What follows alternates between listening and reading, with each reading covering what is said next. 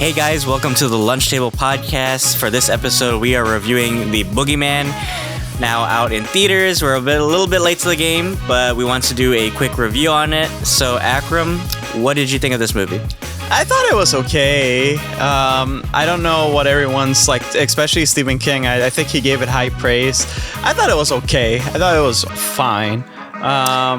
CGI was okay as well. For the actual Boogeyman, we get to see the creature a couple of times too. So for the most part, there were like some cheap scares along the way. But for the most part, I think you guys will probably have fun with it. But it's nothing to write home about.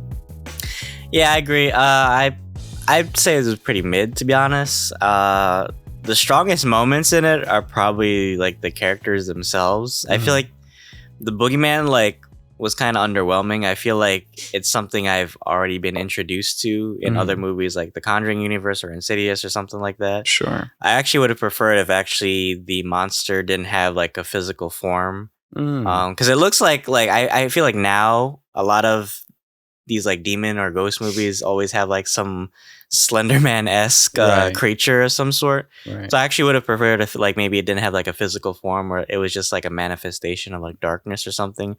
But it was still kind of cool looking. It kind of reminded me of the Demogorgon from Stranger Things mixed with like the prawns from District 9. That's a good comparison. It was interesting though, and I like the cast. Chris Messina, it's cool to see him again. He plays a father who's also a therapist, which is ironic because his family is going through a time of grieving where his wife died and they're kind of, lost and they can't really talk about their feelings. And it's that vulnerability that makes them susceptible to this creature that kind of like stalks them and like torments them. Right. And I thought that was a really interesting concept. Yeah, and then I mean, I could see why they got this director. His name is Rob Savage. He did a movie called Host Dashcam, and so I could kind of see what they're going for because usually he deals with like a lot of younger people, and he does hone in on the character elements. He tries to build them up a little bit more so you can see their flaws, but also you see their strengths and you emphasize more of them. I think that's a smart decision to make, especially in horror movies, because you do want to care about the main characters so they could get away in time and feel when they actually die. So it was smart getting him as a director. I think the cast were pretty great. Sophia Thatcher, she's awesome, and the rest is pretty awesome as well. But for the most part, I feel like it's something that you'll see and you won't really think about later on in the day. It's nothing that lingers. I feel like good horror movies should linger with you. And then you have slasher films and stuff, and they could be kind of stupid. But you have like The Strangers, which is like a slasher movie, and that lingers with you because you think, wow, what if this was real? Even if I thought that movie was dog shit, but it was just the actual element of surprise and the rawness. So with something like The Boogeyman, it's supposed to be more like this type of creature that goes beyond. At first I thought, because I don't know anything about this short story, I thought it was like an alien because it looked really weird. Because you don't see a lot of now horror goes to the direction of demonology, ghosts. So when you actually get to see an actual creature, and I'm not talking about like a creature like from Sinister. I mean, this is kind of like that, but I think it's really cool. Especially how they build up the lore and stuff like that. Not so much in this movie, but in other movies. So, is it memorable? No. Is the villain like memorable? Not really.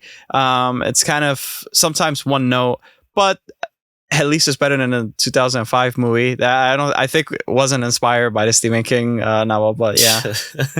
Yeah, I mean, I wish they would have went more into kind of the lore of the Boogeyman. They had all the tropes that you would expect from a Boogeyman-esque movie, like, the closet or under the bed or in the basement, right? Like the usual, like, it's seeping somewhere in the darkness, waiting. It's like a shark almost, like waiting to like lunge at you. And I feel like it had compare to the 2005 Boogeyman, which is not the same story. Right. I think it's a different take on it.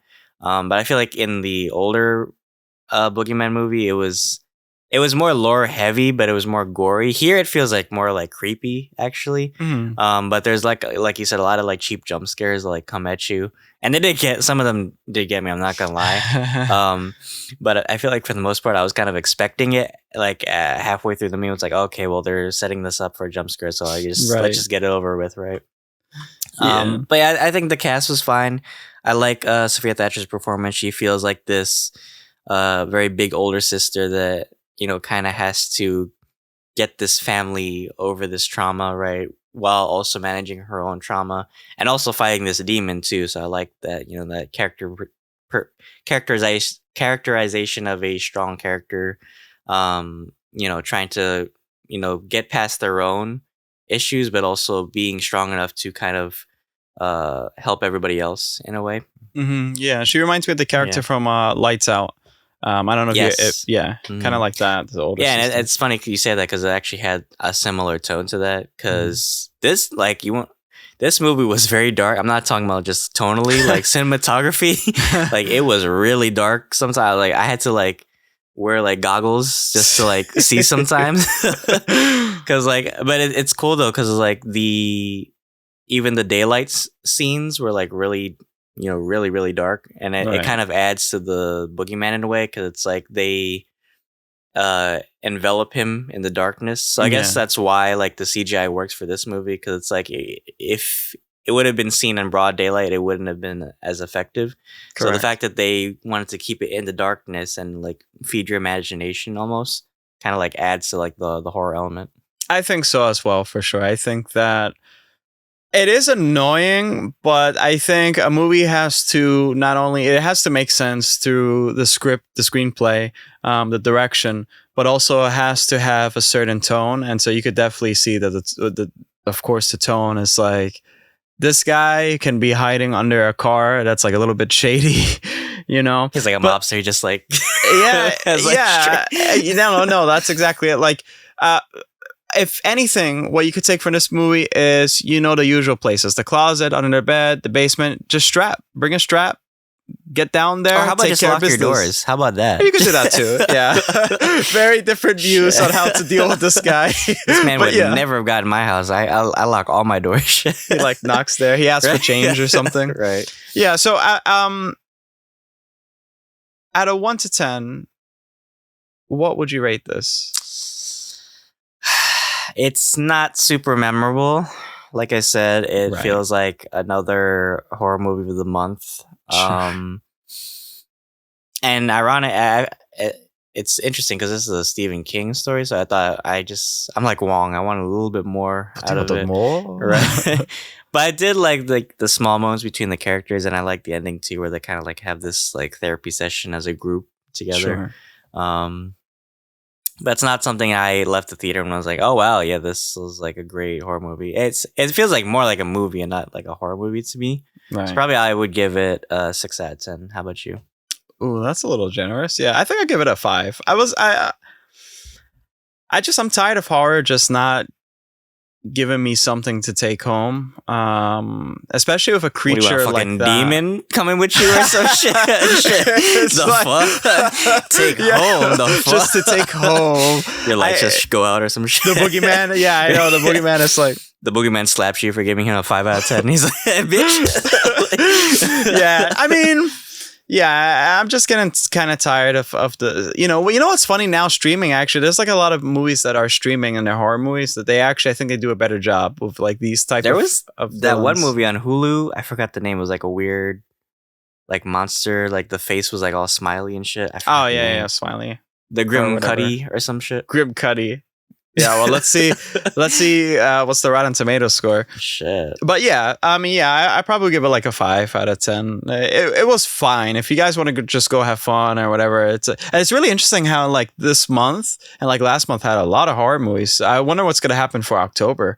Because they're releasing them all out in the summer. Really interesting. But yeah, that's our review for The Boogeyman, now playing in theaters. So go check it out if you want to have a little bit of fun.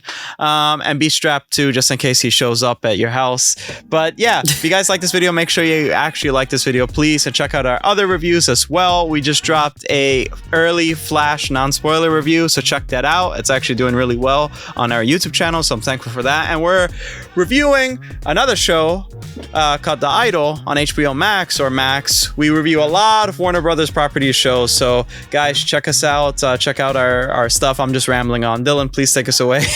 Well, thank you guys. Thanks to all our 400 new subs. Thank you. Welcome to the Lunch Table family, guys. Yeah. Support us any way you can. Leave a comment. Let us know how we're doing.